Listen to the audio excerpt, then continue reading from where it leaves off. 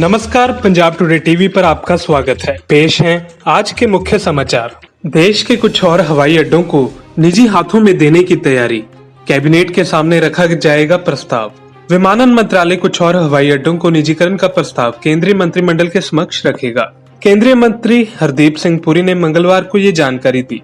उन्होंने कहा, हम कैबिनेट के समक्ष कुछ और हवाई अड्डों के निजीकरण का प्रस्ताव रखेंगे। दर्जनों हवाई अड्डों की सूची बनाई गई है। अब से 2030 तक हम 100 नए हवाई अड्डे भी बनाएंगे। नागर विमानन मंत्रालय के तहत आने वाले AAI के पास देश भर में 100 से अधिक हवाई अड्डों का स्वामित्व है और वह इनका प्रबंधन करता है। सितंबर 2019 से नागर विमानन मंत्रालय से अमृतसर, वाराणसी, भुवनेश्वर, इंदौर, रायपुर और रीची के हवाई अड्डों के निजीकरण की सिफारिश की गई थी। Corona vaccine. WHO ने कहा, कोरोना वैक्सीन के भरोसे ना बैठें, अपना इंतजाम देखें देश। कोविड-19 वैक्सीन की डील करने के लिए भारत सरकार एक्टिव हो गई है।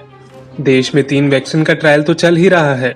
उनके अलावा 2 और कंपनियों यानी कुल 5 फार्मा कंपनियों से बात हो रही है। उनसे कहा गया है कि 3 दिन के भीतर इसका रोड मैप दें। अगर उनकी वैक्सीन को मंजूरी मिलती है तो कितनी जल्दी और किस कीमत पर वैक्सीन तैयार करके दे सकते हैं। वहीं WHO के डायरेक्टर ताकेशी कसई के अनुसार देशों को कोविड-19 के प्रति अपना रिस्पॉन्स को बेहतर करने पर ध्यान देना चाहिए।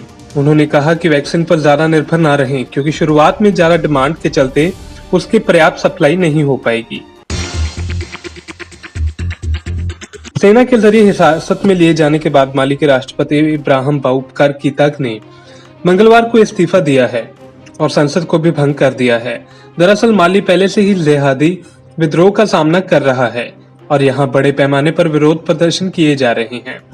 न्यूज एजेंसी रॉयटर्स के मुताबिक राष्ट्रपति कीता ने स्टेट टेलीविजन पर प्रसारित एक संक्षेपित संबोधन में इस्तीफा दे दिया है। इस दौरान कीता थके हुए नजर आ रहे थे और उन्हें सर्जिकल मास्क भी पहना हुआ था। अगर सतलुज यमुना नहर बनी तो पंजाब जल उठेगा, सीएम अमरिंदर सिंह की केंद्र को चेतावनी। पंजाब के मुख्यमंत्री अमरिंदर सिंह ने सतलुज यमुना लिंक कैनाल को लेकर 18 अगस्त मंगलवार को हुई बैठक में केंद्र सरकार को चेतावनी दी है। बैठक के दौरान सिंह ने कहा कि यदि सतलुज यमुना लिंक कैनाल का निर्माण पूरा होता है तो हरियाणा के साथ पानी साझा करने के विवाद राष्ट्रीय समस्या का रूप ले लेगा और पंजाब जल उठेगा। इसका असर हरियाणा और राजस्थान पर भी पड़ेगा। केंद्रीय मंत्री गजेंद्र सिंह शेखावत और हरियाणा के मुख्यमंत्री मनोहर लाल खट्टर भी इस वर्चुअल मीटिंग में मौजूद रहे। ग्रामीण इलाकों में कोरोना के चलते अर्थव्यवस्था पर संकट गहराया, 4 करोड़ तक नौकरियां जाने का अंदेशा। अब ग्रामीण भारत पर कोरोना वायरस संक्रमण का साया गहराता जा रहा है। देश की सबसे बड़ी बैंक ने आगाह किया है कि शहरों के मुकाबले अब ग्रामीण जिले में कोरोना के ज्यादा मामले रिपोर्ट हो रहे हैं। उधर CII ने कहा है कि टूरिज्म और ट्रैवल इंडस्ट्री में कोरोना संकट की वजह से 10 से 15 लाख करोड़ से ज्यादा के नुकसान का अंदेशा है और अगर हालात ऐसे ही बने रहे तो इसमें 3 से 4 करोड़ लोगों की नौकरियां जाने का अनुमान है। डॉक्टरों की राय, कोरोना मरीजों के लिए टेस्ट रिपोर्ट नेगेटिव आना ही पूर्ण स्वस्थ होने की गारंटी नहीं। केंद्रीय गृह मंत्री अमित शाह, जो पिछले सप्ताह ही कोरोना वायरस से नेगेटिव घोषित हुए, सोमवार रात को एम्स में भर्ती कराए गए हैं। अस्पताल की ओर से जारी बयान के अनुसार शाह पिछले 3 दिन से थकान और शरीर में दर्द महसूस कर रहे थे। कोविड-19 के बाद के हेल्थ इशू की बात करें तो ये अकेला मामला नहीं है। अस्पताल के मेडिकल डायरेक्टर डॉक्टर BL शेरावल ने NDTV को बताया कि अलग अलग तरह की शिकायतें सामने आ रही हैं। कुछ पेशेंट कफ की शिकायत कर रहे हैं तो कुछ कमजोरी महसूस कर रहे हैं। अलग अलग आयु वर्ग के मरीज ये परेशानियां महसूस कर रहे हैं और इसमें मेल और फीमेल पेशेंट दोनों शामिल है। कोरोना महामारी का असर, दिल्ली मेट्रो के कर्मचारियों के वेतन में की जाएगी कटौती। दिल्ली मेट्रो के सभी कर्मचारियों के वेतन में कटौती की जाएगी। दिल्ली मेट्रो रेल कॉर्पोरेशन ने इस बारे में औपचारिक आदेश जारी कर दिए हैं। आदेश के मुताबिक अगस्त महीने से ही कर्मचारियों को मिलने वाली सुविधाएं और भत्ते यानी कि पर्क्स और अलाउंसेस में 50% तक की कटौती की जाएगी।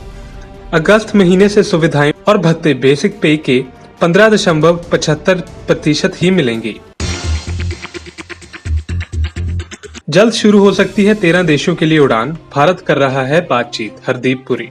Civil aviation minister Hardeep Singh Puri ने मंगलवार को कहा कि भारतीय अंतर्राष्ट्रीय उड़ानों के लिए अस्थायी व्यवस्था स्थापित करने की खातिर ऑस्ट्रेलिया, जापान और सिंगापुर सहित 13 देशों के साथ बातचीत कर रहा है। इस तरह की व्यवस्था के तहत दोनों देशों की विमानन कंपनियां कुछ प्रतिबंधों के साथ अंतर्राष्ट्रीय उड़ानें संचालित कर सकती हैं। पुरी ने ट्वीट किया कि पड़ोसी देशों श्रीलंका, बांग्लादेश, अफगानिस्तान, नेपाल और भूटान के साथ भी ऐसी व्यवस्था के लिए प्रस्ताव किए गए हैं। ड्रीम 11 आईपीएल का नया टाइटल स्पॉन्सर बन गया है।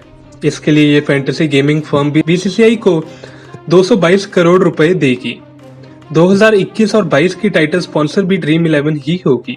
इसके लिए कंपनी हर साल 240 करोड़ देगी। चीनी कंपनियों के विरोध के चलते बीसीसीआई ने वीवो से कॉन्ट्रैक्ट खत्म किया था, लेकिन ड्रीम 11 में भी चीनी कंपनियों का निवेश है। अब रेलवे की संपत्तियों पर रखी जाएगी तीसरी आंख की नजर, की जा रही है बड़ी तैयारी। रेलवे की संपत्तियों पर अब तीसरी आंख से नजर रखी जाएगी। रेल मंत्री पीयूष गोयल ने बताया कि रेलवे की संपत्तियों की निगरानी करने और यात्रियों की सुरक्षा सुनिश्चित करने के लिए निंजा नाम के ड्रोन खरीदे गए हैं। सेंट्रल रेलवे के मुंबई डिवीजन ने रेलवे के इलाकों जैसे स्टेशन परिसर, पटरियों, यार्ड और वर्कशॉप वगैरह की बेहतर सुरक्षा और निगरानी के लिए 2 निंजा यूवी की खरीद की है। Bureau report, Punjab today TV. If you like our channel, please subscribe, and to get notifications about news, please click the bell icon.